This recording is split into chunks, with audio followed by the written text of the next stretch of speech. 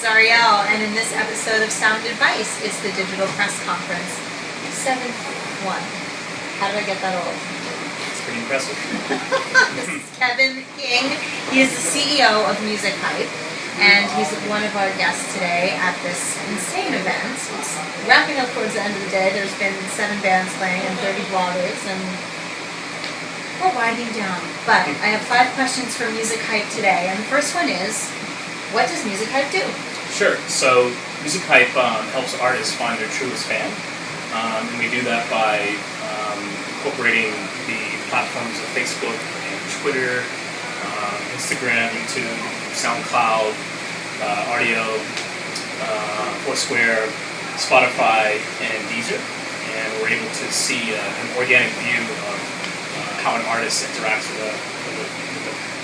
how a fan interacts with an artist, and allows that artist to reach out to that fan at the time they want to be reached out the most.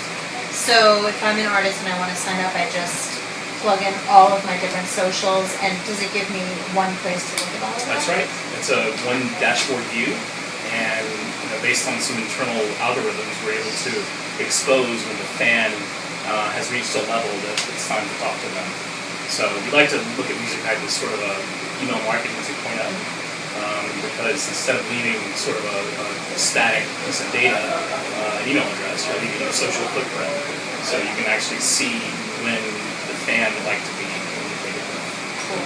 And how, right? Which platform works for the fan? Well, yeah, exactly. You can email straight from the MusicHype dashboard, or you can post on their wall. You can tweet at them.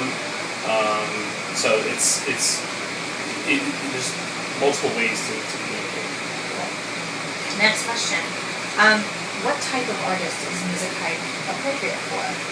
Well, I think anybody that has, any artist, we hope, has a fan base, even if it's 3 people or 30 million people. It's really designed for any artist, no matter what size. We're not genre specific, I guess. It's really for any artist that has a fan base. Cool. So next, what's the most frequently asked question that you get from artist users of the platform? Sure. How do I find my most engaged fans? How do I communicate with them? Just who and where are my top fans? And because of social networking and sort of music in the clouds, we have that ability to do that. I like to use the example of when I was listening to the Joshua Tree, I put that CD into my CD player, and it just was a communication between the CD player and my ears, and that was it. Now that is amplified around the world, and now we get to put data between that. It's quite powerful. That's right. Why is it so important to identify these fans, and why is it so important to target super fans? Sure. We've done a lot of sort of client,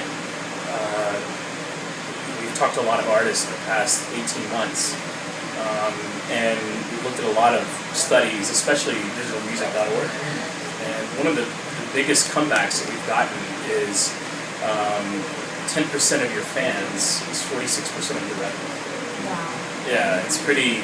Wow, it's pretty let's amazing. just repeat that. Repeating that, 10% of your fans, according to studies, is 46% of your revenue. So if you look at any basic business, the model is usually 20% equals 80. So this is like massively skewed. Right. Yep. And we saw that, and we vetted it through multiple sources, and MusicHype was really focused on that 10%. Pulling those fans into our social CRM allows you to communicate with the fans that matter, the 10%. Excellent. Very, very cool. And final question, what is the most important piece of advice you could give artists? Focus on the fans that matter. Yeah. That's it's really amazing after in my cohort who I've done lots of music stuff with in the past 20 years. We've been to many shows over the years, and it's amazing how even the smallest artist has a fan base. Yeah.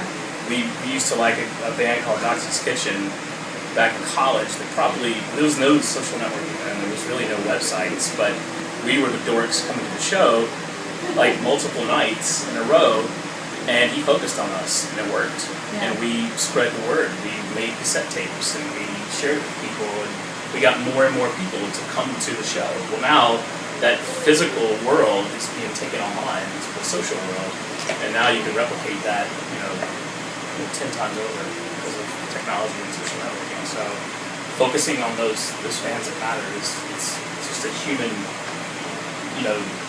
kind of way to interact with other humans that like what you're doing. So Awesome. It's pretty powerful. This is Ariel from Sound Advice. This is Kevin from MusicHype, and we'll see you next time. 'Cause you could be there still in the sky or somewhere